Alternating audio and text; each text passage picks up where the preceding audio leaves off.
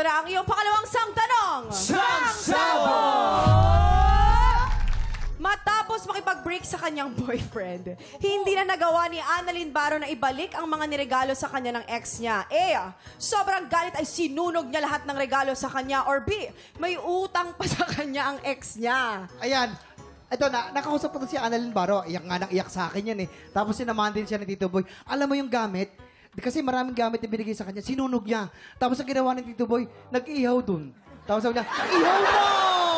Yun lang. Tsaka napanood yun sa, sa Triggered. Kung nanood ka ng episode. Sinunog niya lahat. Kasi maaalala niya eh. Maaalala. Di ba ikaw, ganun ka din, Ara, nung, wala lang. Pusa na siya. Oo, kayo. Alam, hindi. Hindi daw. Mali yan. Hindi ganon. Ito ang nangyari. Hindi ganyan. Ito ang tunay na nangyari. Ito ang tunay na nangyari, ha? Ayan. Lights, camera, action! Ayoko na sa'yo. Break na tayo. Teka lang naman, mahal kita eh. Hindi, ayoko na. Paghiwalay na tayo simula ngayon. Pero asan na yung pera? Yung pera eh. Ano? Yung utang ko sa'yo, paano na yun? Yung utang, walang problema. Lahat ng mga gamit, yun na yung kabayaran sa lahat ng mga utang mo sa akin. Kulang pa! Yun ang nangyari doon. Ganun kadali. Utang. Ganon. Oo. Pero ikaw naman, Ara, dapat alam mo to, friendship. Anong sagot mo? Sure ako dito. May utang si Guy. Ay, teka lang naman. Utang pa sila. Pag-usapan na namin natin yan in 5, 4, 3, 2, 1.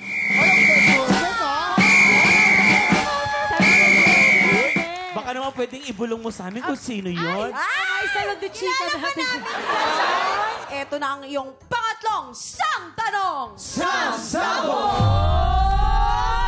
Ayon kay Ruro Madrid, mas naging matatag ang relasyon nila ng girlfriend niyang si Bianca nang sundin niya ang simple rule na ito.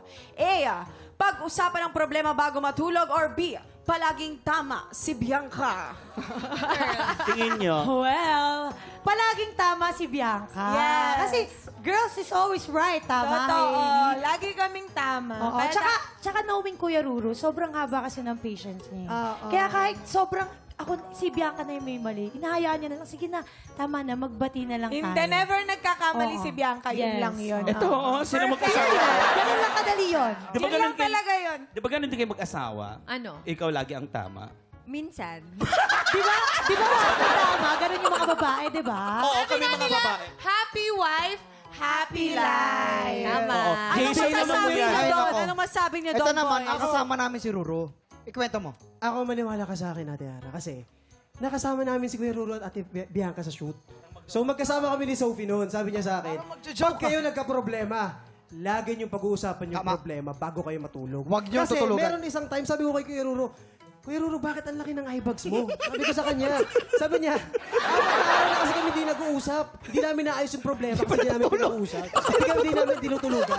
Pero Ara, sinong paniniwalaan mo sa kanilang dalawa? A. Pag-usapan ng problema bago matulog. Or B. Palaging tama si Bianca. Anong sagot mo? Parang lagi namang fresh si Ruru, so baka di naman nila pinag-uusapan. So baka laging tama si Bianca. Ay, bahala ka, Ara. Pero ang Ito inal na yun pag-usapan ang problema bago matulog. Ang sagot mo ay B. Palaging tama si Bianca. Palaging tama si Bianca. Palaging tama si Bianca. Tignan natin kung sagot Final mo na, ay final. kamog or sabog. In 5, 4, 3, 2, 1.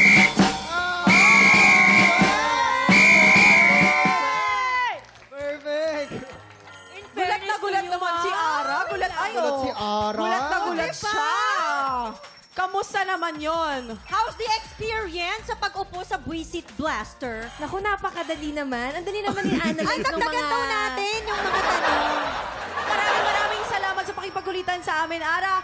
Up next, exciting ang magiging labanan sa tanghalan today. My goodness. Dahil nung Biyernes kasi, nakadalawang panalo na ang kampiyon natin na si Aika Rivera. At dahil nakapagpahinga siya over the weekend, I'm sure may bagong pasabog yun Ay, syempre today. naman. Ano bang aabangan natin kay Aika talaga, Kuya Jason? Mag-iiba siya ng atake naman ngayon. Siguro Anong atake ang bibigay niya? Baka mag-opera siya. Ayan, tutok lang dahil tanghalan ang kampiyon sa pagbabalik ng TikTok Live!